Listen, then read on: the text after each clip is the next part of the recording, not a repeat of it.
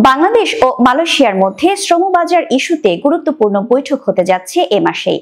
জানা গেছে, অন্তর্বর্তী সরকারের প্রবাসী কল্যাণ ও বৈদেশিক কর্মসংস্থান মন্ত্রণালয়ের উপদেষ্টা ডক্টর আসিফ নজরুলের মালয়েশিয়া সফরের প্রস্তাবকে স্বাগত জানিয়েছে দেশটির সরকার।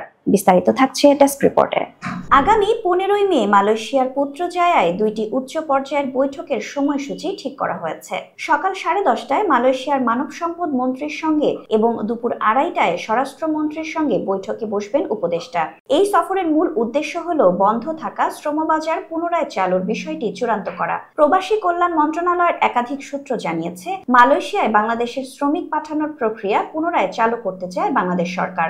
এই বৈঠক ঘিরে মালয়েশিয়া প্রবাসী বাংলাদেশিদের মধ্যে ব্যাপক আগ্রহ দেখা গেছে। তবে যারা কলিং ভিসা নিয়ে গিয়ে বর্তমানে অবৈধভাবে অবস্থান করছেন, তারা রয়েছেন চরম উদ্বেগে, কারণ তারা বৈধ হওয়ার সুযোগ পাচ্ছেন না।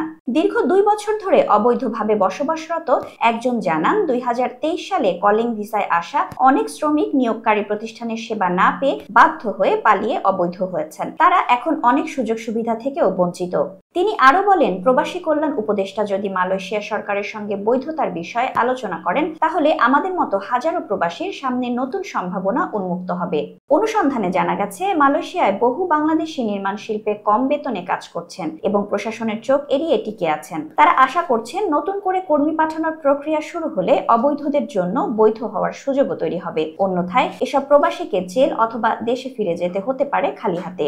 উল্লেখ্য, গত বছরের 31 মে মালয়েশিয়ার শ্রমবাজার বন্ধ হয়ে যায়। প্রবাসী সংশ্লিষ্ট বিভিন্ন মহলের অভিযোগ, এটি বন্ধের পেছনে ছিল বাংলাদেশের রিক্রুটিং এজেন্সি ও ক্ষমতাসীন রাজনৈতিক মহলের একটি দুর্নীতিপরায়ণ সিন্ডিকেট।